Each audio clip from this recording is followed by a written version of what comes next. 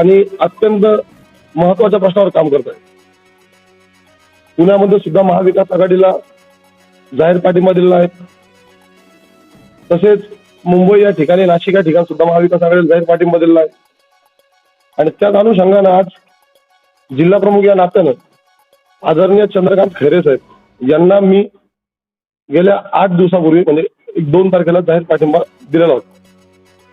त्याच पाठिंब्याच्या अनुषंगाने पत्रकार परिषद घ्यायची होती, परंतु माझे गुरुवर्य नेते, आदरणीय नेते, दिवंगत नेते गंगाधरजी गाडे साहेब यांचं दुःखद निधन झाल्यामुळे या पत्रकार परिषदेला उशीर झाला.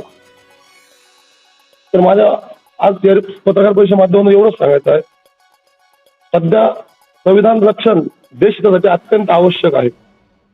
राज्यघटनेविरुद्ध कट कारस्थान असण्याचं भाजप सरकार जे काही कट कारस्थान करत आहेत त्यांना धडा शिकवण्यासाठी आम्हाला महाविकास आघाडी सोबत जाणे अत्यंत गरजेचे वाटते.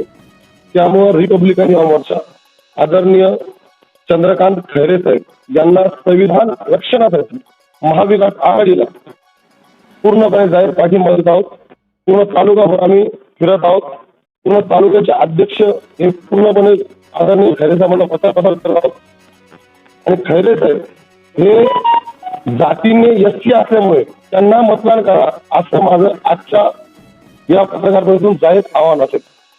अनेक लोकांच्या मनात त्यांचा गैरसमज ते ओबीसी आहेत, ते एससी आहेत, ते मागासवर्गीय आहेत, ते बाबासाहेबांचे विचारचे आहेत. त्यामुळे त्यांना मतदान करा या आजच्या पत्रकार परिषदेत जाहीरपणे सांगतो.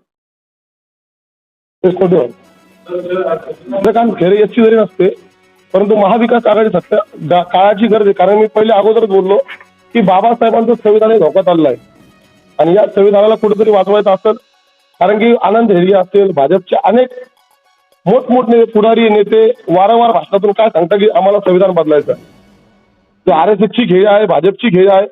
आणि या भाजपला पाडण्यासाठी आणि भाजपला कुठेतरी धडा शिकवण्यासाठी हीच वेळ आहे.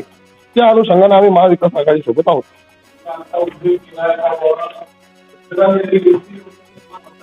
मी माझ्या समाजाला आवाहन करत आहे. त्याचं कारण असं आहे की आज चंद्रकांत खैरे तुम्ही बघितलं मागच्या 5 वर्षामध्ये जे खासदार होते त्यांचे 2.5 वर्ष फक्त सत्कारामध्ये गेले आणि 2.5 वर्ष कोविड काळामध्ये गेले. त्याच्यामुळे काय विकासाचा तिथं झाला ते तुम्ही सांगा. मूळ तुम्ही तो प्रश्न करताय की एसटी आहे, ते आहेत एसटी, हे मी मागासवर्गीय आहे हे ठामपणे सांगतो. आणि माझ्या जातीतल्या समाजाला आवाहन करेल आजच्या पत्रावरून की त्यांना 100% मतदान करून मोठ्या लीडने आपल्याला निवडून आणायचं आणि शहराचा विकास करायचा. आणि इथून पुढे खैरे साहेब सुद्धा मागासवर्गीयांच्या प्रश्नावर 100% संसदेमध्ये, पार्लमेंटमध्ये प्रश्न मांडतील आणि ते सोडवण्याचं काम करतील, एवढं मला आज वाटतं. कारण आम्ही ज्या चर्चा केल्या त्या अपेक्षित मला त्या अनुषंगाने वाटतं म्हणून मी बोलतो.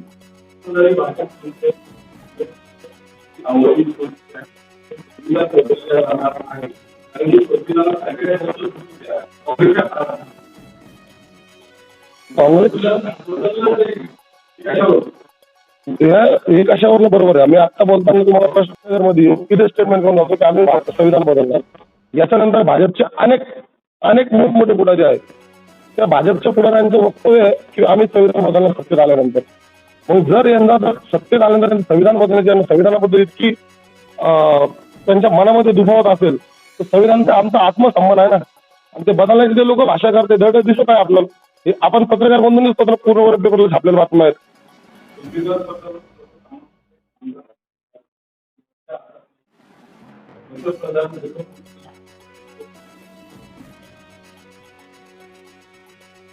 साहेब 100% बरोबर. पण जर यांना आपण एखादी पूर्णपणे सत्ता दिली केंद्रामध्ये, यांची सत्ता आल्यानंतर हे काय करू शकतात हे तुम्हालाही माहित आहे. आज यांची जी दादागिरी चालली, जसं की तुम्हाला सांगायचं, आज तुम्ही बघा अनुसूचित जाती, जमाती, ओबीसी, अल्पसंख्याकांचे अनेक प्रश्न यांना बेदखल करत आहेत. भाजपने ज्या सत्तेतून खाते घेण्याचे आपण महाविकास आघाडीसोबत जात आहोत. याच्यामध्ये तुम्हाला 52% प्रमाणे ज्या मागासवर्गीयांच्या जागा आहेत त्या सुद्धा भरल्या जात नाही. पदनियुक्ती आरक्षणाचा विषय आहे. अनेक दलित अन्यायाचा विषय आहे. मला सांगा हो, आज मराठवाड्यामध्ये अनेक दलित अन्यायाच्या घटना घडल्या, खूप काही घडल्या. या घटनेमध्ये स्वतः देवेंद्र फडणवीस जाऊन तिथे जाऊन लोकांना भेटले, लोकांशी चर्चा केली, काही संबंध. म्हणजे यांच्या मनामध्ये जातीय तेढ किती मोठा आहे हे याच्यावर लक्ष सिद्ध होतं. आणि मी तुम्हाला एक सांगतो, आम्ही 100% महाविकास आघाडीचं काम करणार आणि खैरे साहेबांना मोठं लीडने निवडतो.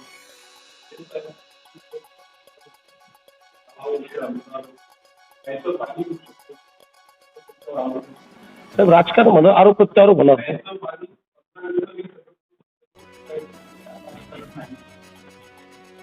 पाण्याचा प्रश्न तुम्ही जो मांडता तो बरोबर आहे, पण मग आताच्या डेटमध्ये 15 दिवस झाले होते. ज्यावेळेस खैरेचं खातं होते ना त्यावेळेस 3 दिवस आड पाणी होते, हेही लक्षात घ्या.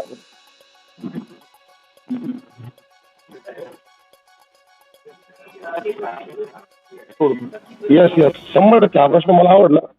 तुमच्याकडे गुगल आहे, तुमच्याकडे संविधान आहे, तुमच्याकडे जातीच्या पोट जाती आहेत. शेड्यूल कास्ट तुम्ही जर बुरुड जात आहे शेड्यूल कास्ट हे लक्षात घ्या. शेड्यूल कास्ट ही एस आहे.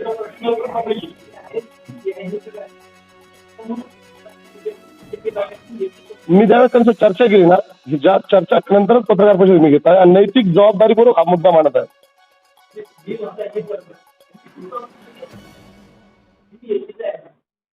कशाला बोलतील, त्यांना असं बोलण्याचा प्रसंग झाला नाही कधी.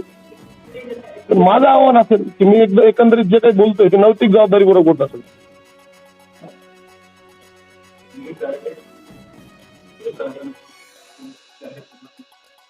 हो जाहीर आव्हान नाही.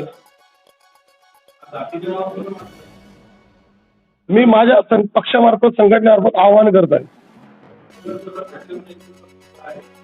नाही सर, नाही 100% नाही.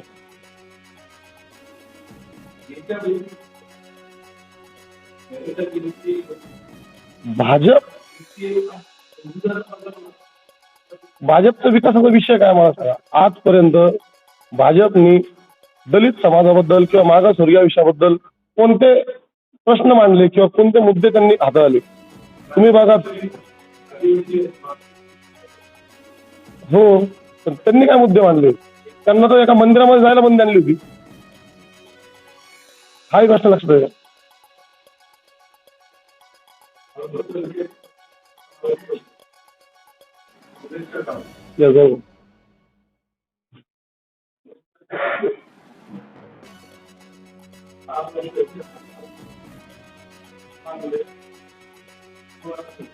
चांगले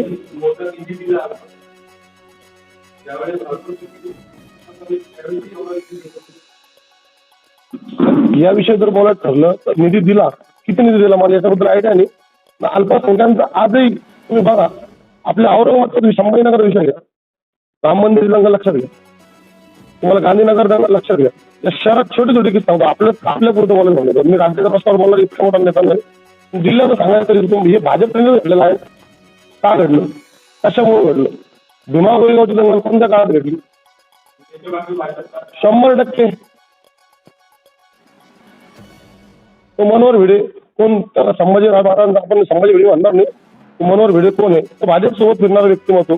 फडणवीस साहेब त्याचे पाया पाडतात, दिसतंय ढळ.